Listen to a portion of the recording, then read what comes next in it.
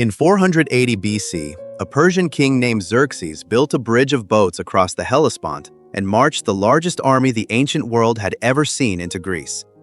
Historians estimate somewhere between 150,000 and 300,000 soldiers, over 1,200 warships, enough supplies to feed a small country. His message to the Greeks was simple: it's over. Athens and Sparta looked at this force, this empire that had crushed everything in its path for a century, and they stood together.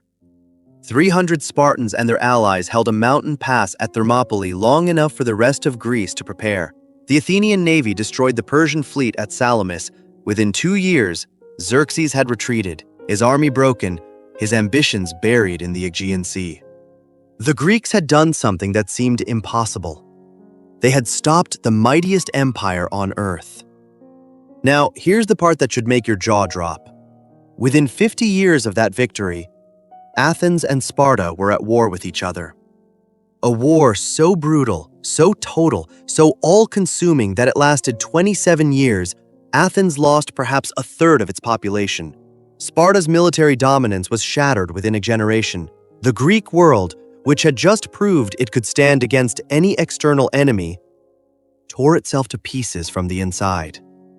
The obvious question is, how? How do you go from jointly defeating a superpower to spending 3 decades destroying each other? Were they just stupid? Reckless? Drunk on victory? They weren't stupid. They were caught in a trap that has destroyed alliances, partnerships, and nations across all of human history. And understanding that trap might be the most relevant thing ancient Greece has to teach us. We have this image, burned into us by movies and textbooks, of Greece as a unified civilization, standing together against Persia. The reality was messier. A lot messier. When Xerxes invaded, roughly 30 Greek city-states joined together in something called the Hellenic League. That sounds impressive, except there were around 1,000 city-states in the Greek world at the time. The majority either sided with Persia, stayed neutral, or simply tried to stay out of the way. The heroic united defense of Greece was, in reality, a coalition of a minority of city-states making a last stand. And even within that coalition, Athens and Sparta were not partners with a shared vision. They were rivals who happened to have the same enemy. Sparta was the dominant land power in Greece, the city whose military reputation made other Greeks nervous, the leader of a network of allied states across the Peloponnese. Athens was the rising naval power, the democracy, the commercial and cultural center growing richer and more influential every decade. Different political systems, different values, different ideas about who should be in charge. The Persian War didn't resolve those differences. It just postponed them. Between the end of the Persian Wars in 479 BC and the start of the Peloponnesian War in 431 BC, there's a period historians call the Pentakontitheia, the 50 uneasy years between 2 great conflicts.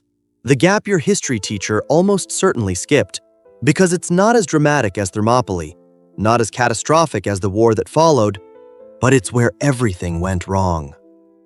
Athens, flush with the prestige of having destroyed Xerxes' fleet, started building an empire.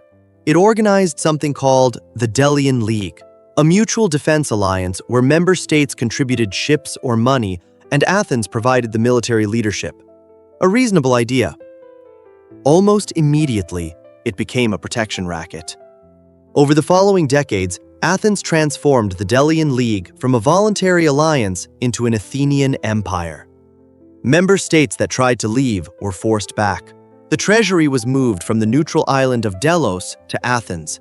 The tribute money, enormous sums, was used to build the Parthenon, fund Athenian festivals, and pay Athenian citizens for jury service.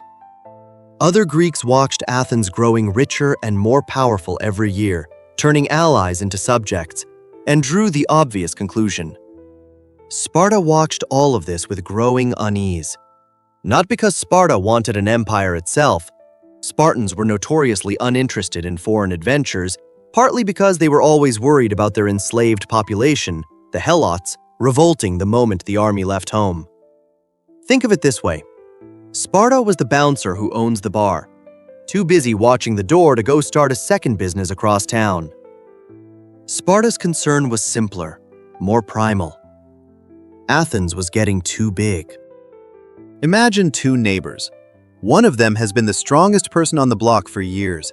Everyone respects them. Nobody gives them trouble.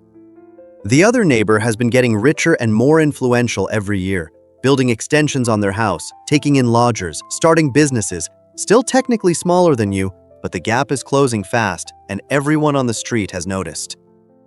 You don't start a fight because the other person did something obviously wrong. You start a fight because you can see where the trajectory leads, and you'd rather fight now, while you still have the advantage, than wait until they've caught up. That's Sparta in 431 BC.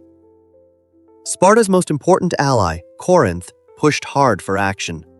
Athens was encroaching on Corinthian trade routes and threatening Corinthian colonies. Corinth threatened to find a new protector if Sparta didn't respond. And Sparta, after years of watching Athens grow, decided it was time. The war began. Here's what's genuinely tragic about the Peloponnesian War. Almost everyone involved seems to have understood, at various points, that it was a catastrophe. Athenian leaders knew the war was bleeding their city dry. Spartan leaders knew that even if they won, they'd inherit a ruined Greece. Peace treaties were signed and collapsed.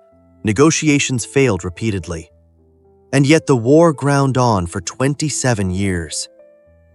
The Athenian historian Thucydides, who lived through the war and wrote the definitive account of it, identified the core problem with a clarity that still feels modern. The growth of Athenian power and the fear this caused in Sparta made the war inevitable. Not a specific incident, not a particular decision by a particular leader, the structural situation, the shape of the world these two cities found themselves in, made conflict the default outcome. This is important. We want to find the villain. We want to point at someone and say, this person made the stupid decision that caused the catastrophe. And there were certainly bad decisions. Alcibiades' Sicilian Expedition, in which Athens sent a massive fleet to conquer Sicily, lost it entirely, and crippled itself irreparably, is probably the single worst strategic blunder in Greek history. But the war didn't happen because of bad decisions. The bad decisions happened because the war created conditions where rational people kept making choices that collectively added up to ruin. The Sicilian Expedition didn't lose the war for Athens. It just made the inevitable happen faster. Athens and Sparta spent 27 years trying to answer by force a question that couldn't actually be answered by force. Which of them should lead Greece? The answer, it turned out, was neither.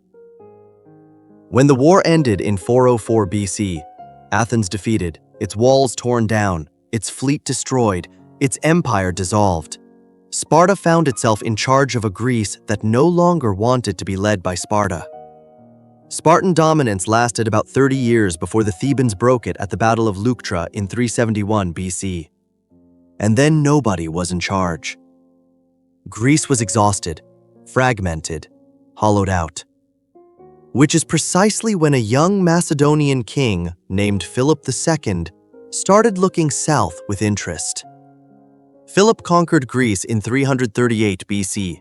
His son Alexander went on to conquer Persia, the same empire that Athens and Sparta had stopped together a century and a half earlier. Let that irony sit for a moment.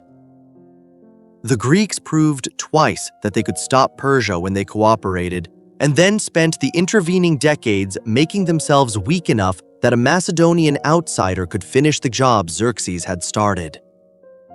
So, were Athens and Sparta stupid for not uniting permanently after the Persian Wars? Maybe the better question is, what would unity have even meant? Athens and Sparta were not just different cities.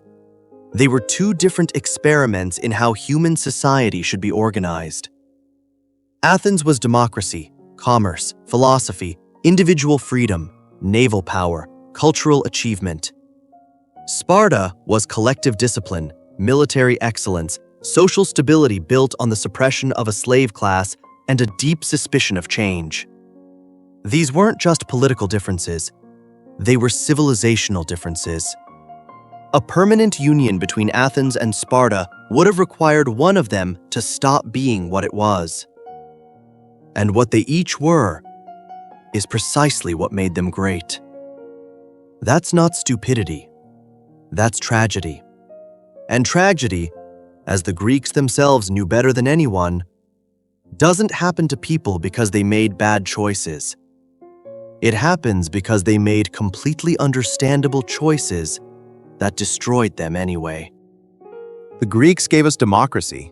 They gave us philosophy. They gave us the Parthenon and Sophocles and Socrates and the very idea that ordinary people should have a say in how they're governed. And then they looked at each other across the Aegean and couldn't figure out how to share the world they'd built. Some things, it turns out, haven't changed much in 2,500 years. If you haven't watched episode 1 yet, start there. It explains why Greece's fragmentation, the very thing that made Athens and Sparta rivals, was also the reason Western civilization exists at all. Link in the description. And I want to hear from you. Athens had the ideas, Sparta had the discipline, and together they could have changed everything. So what do you think ultimately destroyed them? Was it arrogance, fear, or something else entirely? Drop your answer in the comments. I read every single one.